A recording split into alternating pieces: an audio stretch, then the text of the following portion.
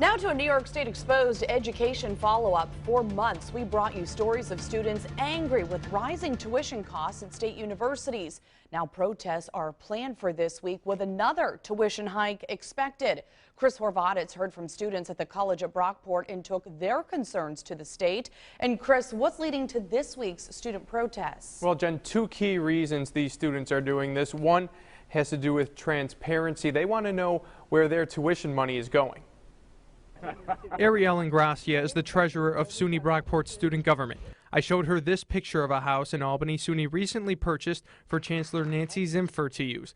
The price was a reported $430,000. The median price of a house in Albany is about $160,000. Different monies are probably allocated differently, but I do know that money would probably be helpful on one of the SUNY campuses. On Friday at noon, Ingracia will be leading a walkout of classes at SUNY Brockport. They'll be protesting the SUNY 2020 plan, which calls for a $300 tuition increase every year. We're pretty much done with this $300 a year tuition raise, since it's clearly not going back to the students. It's going to, we don't know where. That's the issue. I asked SUNY officials directly about that issue through email. Brockport's student government claims too many tuition dollars have been going toward campus maintenance as opposed to expanding educational programs. I asked a SUNY spokesperson if that was true. I also asked if SUNY should have bought a less expensive house for the chancellor.